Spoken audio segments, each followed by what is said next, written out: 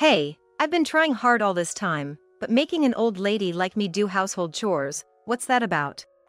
You're the young wife, so shouldn't doing the chores be your responsibility? Me? But I work from morning till evening Monday through Friday, so. That's no excuse. You can still do laundry, dishes, and cleaning when you get back, can't you? Calling that too hard is just being lazy.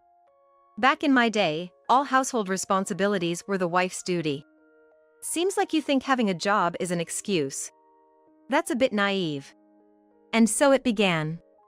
Finally showing her true colors. My mother-in-law has been leaving all the household chores to me, who works a job as well, while she just lazes around. I don't intend to leave all the chores to her, but it's impossible for me to do everything. Of course, I'll help out with what I can, but maybe you could do some when you have the time, as long as it's not too much trouble.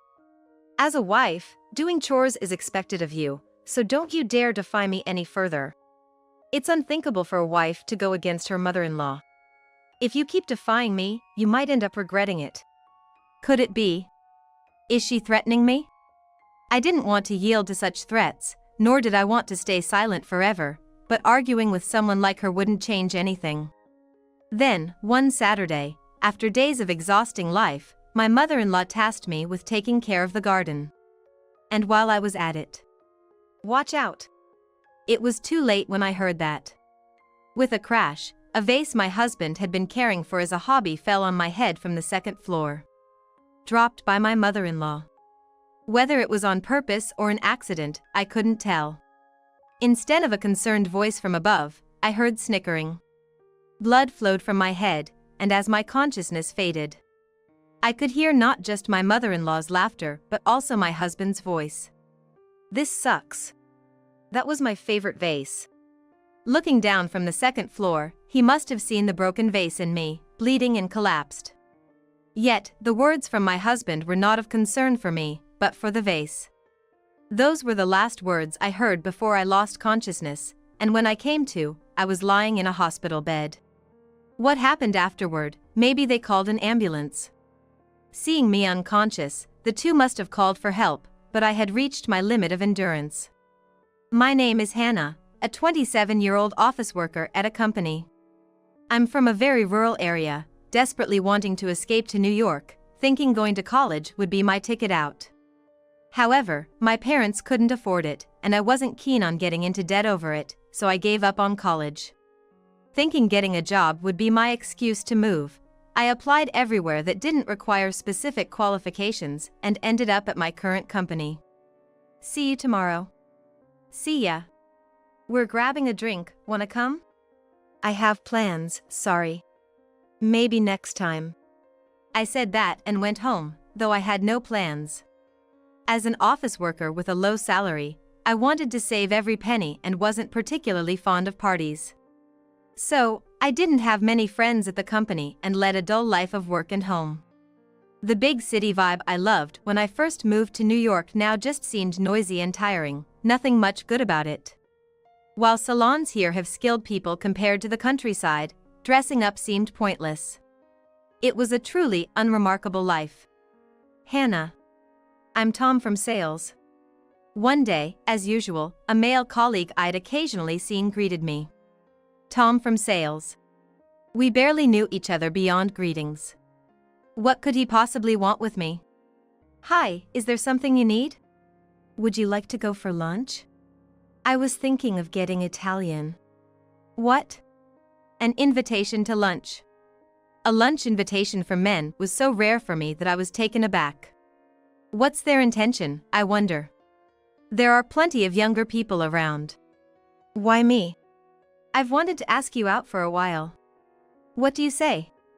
Being asked so directly, I was embarrassed but couldn't say no because of my nature.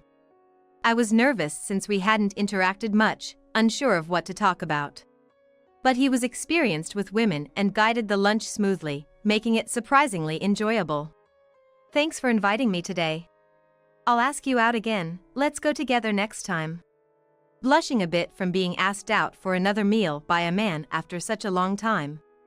I couldn't help but feel a little relieved for being so pleased, but it was indeed a refreshing happiness for me. After about 3 months of going out for meals together, we became a couple following his confession. A year later, we decided to get married. My name is Hannah. Nice to meet you. Nice to meet you. He told me his parents had divorced when he was in middle school, and he currently lives with his mom. So, the marriage introduction was only made to my mother-in-law. I didn't have any particular prejudice against it. If a single mother can live respectably, then there's nothing wrong with that. Please take good care of my son. I ask you for your kindness too. You really caught a polite and cute one. My son is the luckiest man in the world. My mother-in-law seemed genuinely nice at the time of the marriage introduction, very approachable. Even if it was flattery, it felt good to be complimented like that. It seemed like she was in favor of our marriage, and we were going to live together as three, which didn't seem to pose any particular problems. That's what I thought.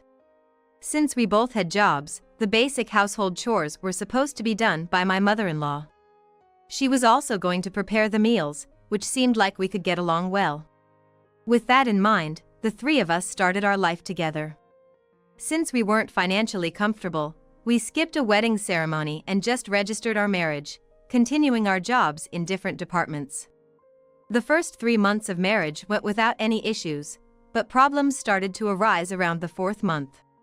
When I got home one day, there were only 2 servings of dinner prepared. I'm home. Isn't my husband coming home tonight? He said he'd be a bit late because of overtime, but he should be back soon. He's coming back. Then, have you already eaten, or? Why are there only 2 servings of dinner? There were only enough ingredients for 2, so I just made enough for my son and myself. You can whip up something for yourself with whatever is in the fridge. She said it so matter-of-factly. I was taken aback. There had never been a day when my dinner wasn't prepared before. What is she thinking? Perhaps I've done something to upset her without realizing. And this is her way of getting back at me. I was surprised because I thought she liked me. I don't like people who express their feelings and actions in such a manner, but everyone has their personality, and it's not my place to complain. Regardless, I didn't understand the reason. If I pretended nothing was wrong, it would only worsen the atmosphere. Did I do something wrong? If I've upset you in any way, I apologize. It's not that you did anything specific. But I've already made dinner for today, and making an extra portion for you is a hassle. I'm tired too, so make your own food. My mother-in-law spoke as if it was the most natural thing, but is that really all there is to it? Feeling a bit uneasy yet accepting her words, I decided not to make a fuss and prepared my own meal.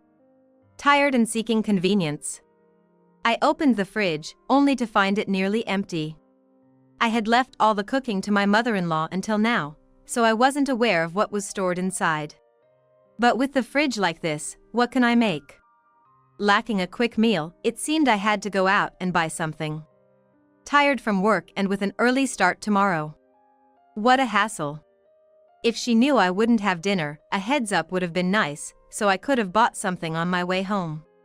The supermarket is on the way home, after all, a little heads up would have been appreciated. Realizing I had to cook but finding nothing in the fridge to use. It seemed I might just lack cooking skills. But a little consideration would have been nice. Enduring the inconvenience, I bought some ready-made food at the supermarket, quickly ate, and went to bed. However, the following evening, I returned home to find my dinner once again unprepared. Were the ingredients insufficient today as well? Yes, I thought about making enough for 3, but there wasn't enough, sorry, but you'll have to buy something again today. All right. But if you don't think you can make enough for tomorrow, could you let me know? If you do, I can buy something on my way home. I'm not great with smartphones and tech, so don't expect too much from me. She says. Yet, she's always messaging my husband. It's like she can't cut the cord. Then why can't she communicate with me? Is she assuming I won't catch on to such lies? At this point, I was convinced I was being harassed by my mother-in-law. I don't know why she dislikes me. When we met for the marriage introduction, she seemed to like me. I thought she was supportive of the marriage, but maybe deep down, she was against it. I can't tell what my mother-in-law is thinking, but one thing's for sure, she's harassing me. I don't want to make a big deal out of it and leave it be. But being harassed day after day, if it escalates, it'll be a problem. So, I decided to talk to my husband about it that night. Maybe he could say something to his mom. I just wanted him to convey it without causing a fuss. That was the hope. Like that. It'd be nice if you could contact me more often, so we don't have to do things twice or 3 times. Look, don't you get it? Mom's feelings are showing through her actions. You must have done something to make her dislike you, and now you want me to fix it? If you did something, you should solve it yourself. I don't think I've done anything to be disliked. And even if I did, doing this kind of harassment without talking about it seems wrong. I'm not trying to be arrogant, but I do contribute to half of our living expenses. Is it your attitude that's annoying? Like, for a woman, you seem to be looking down on us, a bit too arrogant. You should realize your place as a wife, the lowest rank in this family, or mom might dislike you even more. My husband said that and then went to sleep. I was so shocked I couldn't say anything.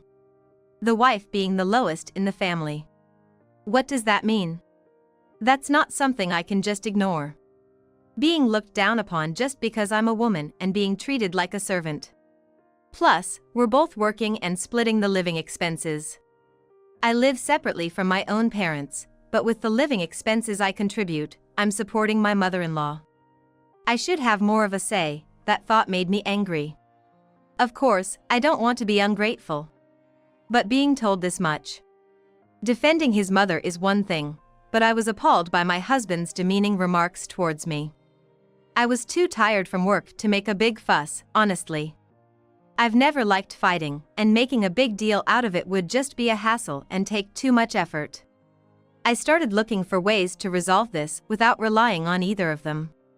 You know, I've been trying hard all this time, but making an old lady like me do the housework? Since you're the young wife, shouldn't it be your responsibility? Me? But I have work from Monday to Friday, all day long. It's not like you can't do the laundry, dishes, or even cleaning after you get back home. Isn't that just being lazy? Back in my day, taking care of the house was entirely the wife's responsibility. You seem to think having a job is an excuse, but that's a bit naive. It started. It felt like she was finally showing her true colors. She probably always wanted to make me do all the housework, but whether it's because we've only been married for less than a year, or she was just observing. Well, it's unreasonable to expect me to do all the housework while working. I may not have a highly responsible job as an office worker, but working from morning till night is exhausting enough. And if I may say, since I contribute to the living expenses without receiving any from her, it's only natural for my mother-in-law to do the housework, right? Even so, I've never taken for granted the housework she does, and I've always expressed my gratitude. But it doesn't seem to matter to my mother-in-law. Well, given my husband's previous remarks, he's likely to side with her.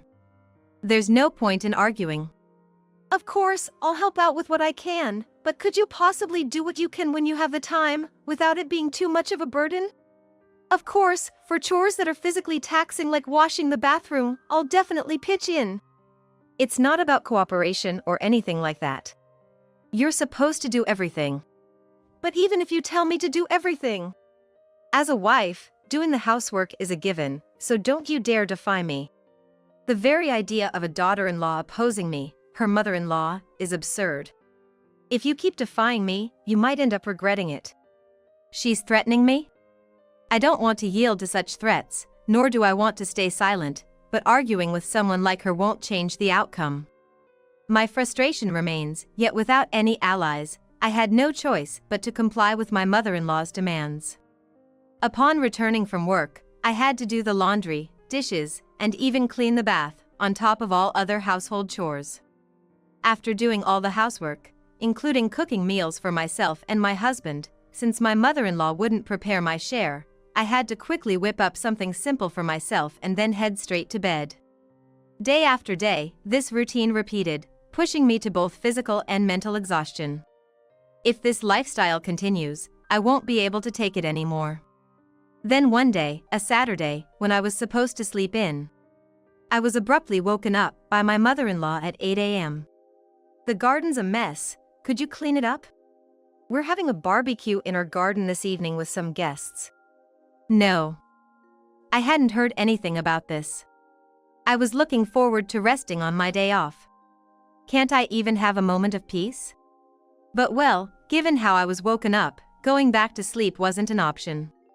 Dragging my weary body up, I grabbed a coffee and headed out to the garden. Being summer, the sun was already blazing even in the morning, and I thought I had to finish quickly to avoid heat stroke while tending to the garden when... Watch out! By the time I heard that, it was too late. A vase with flowers, my husband's hobby, fell on my head. Apparently dropped by my mother-in-law from the second floor. Whether it was on purpose or an accident, I couldn't tell. Instead of my mother-in-law's concerned voice, I heard her snickering from above. Bleeding from my head, losing consciousness. I could hear not only my mother-in-law's laughter but also my husband's voice. "Seriously, my vase that I've been taking care of, this is the worst." Looking down from the second floor, he must have seen the broken vase and me lying there bleeding. Yet, his words were of concern for the vase, not me. Those were the last words I heard before I passed out, and when I came to, I was lying in a hospital bed. I wonder if they called an ambulance after that. Seeing me unconscious, they must have called for help, but I had reached my limit. What do they think of me? There are things you do and things you don't. It's absurd that adults can't make that distinction. If they called an ambulance, they must realize the seriousness of the situation. But even if they apologize now, I can't just forgive them. I have to get back at them thoroughly. With that thought, I devised a plan. Then, 10 minutes later, a nurse who came to check on me noticed I was awake and called the doctor, and then my husband and mother-in-law came. The doctor informed us there was nothing life-threatening, but... Who am I? When I said that, not only the doctor but also my husband and mother-in-law were stunned into silence. I haven't actually lost my memory. The memory of the vase falling on my head, my mother-in-law snickering, and my husband caring more for the vase than for me, all of it is vividly etched in my mind. But I pretended to have amnesia for 2 reasons. The first was to make my husband and mother-in-law believe their actions had caused me severe harm, and I hoped they would slip up in their panic. "You don't remember who I am?" "I'm sorry, who are you?" "What are we gonna do, Mom? This happened because you did that." Maybe it's best to leave her be for now. They're panicking. I could tell just by their voices. However, I couldn't let them off the hook just by making them worry. For now, I had to rest as the doctor said, with the real examination starting the next day. The doctor advised my mother-in-law and husband not to stress me too much before leaving the hospital room. Left in the room were me, believed to have amnesia, and the 2 of them. Then they started whispering to each other. "We should have done this, if only Mom hadn't done unnecessary things. Who could have predicted this would happen? Even so, now she really has amnesia. She might have to quit her job, then her income would be halved. And there's no one to do the housework. What was even the point of getting married?" I had thought only my mother-in-law had a terrible personality, but my husband too, it seems. My relationship and marriage were never about love for him. I was just a convenient presence, a housekeeper who would pay half the bills. I pretended to sleep right after the doctor left, but they probably didn't think I was listening. "But it'll be fine. If we keep talking to her, I believe her memory will come back." "Yeah, and if it doesn't, we'll just get divorced. No need for someone troublesome." "Exactly, women are replaceable, no need to fuss over this." Hearing this, my patience snapped. I couldn't stay silent. Enough with belittling people. I'm not your puppet to control. "How dare you? After listening to all this nonsense, am I just a convenient figure for you?" I shouted, my head throbbing with pain, but that didn't matter. I was too angry, glaring at them as I spoke. They were shocked, Probably because they thought I had amnesia, but I continued to vent my anger. What do you take me for, such scoundrels?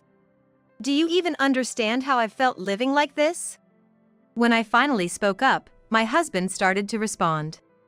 I expected an apology, but of course, someone who uses people like this has no conscience. Instead, he insulted me. You weren't amnesiac? You've been deceiving us all this time. Your first words are those? Not concerned about my health or apologizing for what you've done, but playing the victim? You're the one deceiving us, pretending to sleep and eavesdropping. What kind of person does that? Like a witch. Really? I question their sanity. Why am I being blamed? My head is throbbing from the rage. Normally, I hate conflicts, but their words were too outrageous. It's time to cut ties. I had endured because I didn't want to worry my parents with a divorce and was worried about remarrying. But this is unbearable. Call me a witch if you want, but do you find joy in this? If the impact had been worse, it could have been life-threatening. It's because you always do annoying things. I warned you, didn't I? So, you did it on purpose? How could a vase just accidentally fall outside? Ah, so it was intentional. I suspected as much, but now I had their confession. Thank you. I've recorded our entire conversation, so I'll be reporting this to the police immediately. The moment I mentioned the police, their expressions changed drastically. The term pale as a ghost couldn't be more fitting. What you did is a serious assault case. If I submit this recording to the police, your life is over. But it's your own doing, so please bear with it. Police? There's no need to make such a big deal out of this. No need to make a big deal. Do you not realize the severity of what you've done? But that's because you're also to blame. Don't put all the blame on me. Really? Blaming me now? After making me bleed, is it my fault? Enough is enough. How can you think like that? And you should be apologizing first. Not making excuses after sending someone to the hospital. Well, I guess it's pointless to expect someone who enjoys tormenting their daughter-in-law to have any sense of decency. There's no need to involve the police. It's a family matter. We should solve it within the family. I recorded it because I intended to make it a criminal case, not a civil one. Why do you think I recorded it? Don't you get it? So it's not like that. Shouldn't you apologize first if you don't want police involvement? You can't even apologize properly but beg for mercy from the police, too convenient. Finally, they seemed to realize what they should do. But maybe their pride prevented them from apologizing to someone they've looked down upon for so long. They fell silent, not uttering a word. If there's nothing more to say, could you please leave? My bad. My bad? Is that their idea of an apology? To live so long yet not know how to apologize, it's sigh-inducing. If you really feel sorry, then please make your apology to the police. That might lighten your sentence. Wait a minute. I'm truly sorry. I never thought it would come to this. I apologize. I'm sorry too, please, let's not get the police involved. If this turns into a police matter, my life is over, for real. My life being over. I lost a significant part of my precious life by marrying you. And you only apologized because I mentioned the police, otherwise, you wouldn't have bothered. Well, I never intended to forgive you, but making this a police case and not being able to cut ties for a long time would be troublesome. How about we settle this with compensation? If you're willing to pay the amount I ask, we can settle this matter. I didn't want money, but I wasn't planning to demand an outrageous amount. I just wanted them to understand the gravity of their actions. And I wanted revenge, in any form. Eventually, we settled with them paying me compensation, and after that, we cut all ties completely. I heard that after that, my ex-husband and his mother completely severed their relationship. Well, there's no doubt her actions were the cause. But my ex-husband was no saint either. The two, lacking enough savings, ended up in debt to pay the compensation, and now they're struggling to repay it. They seem to deeply regret their actions, but regret doesn't undo what's been done. They should spend the rest of their lives carrying that regret. As for me, after the divorce, I changed jobs and found new employment in my hometown. I'm enjoying my second life. What's important in life is quality relationships. Whether or not I remarry, I need to carefully choose who I spend my time with. Neglecting that can waste precious moments of life. After all, time spent with such people is utterly worthless.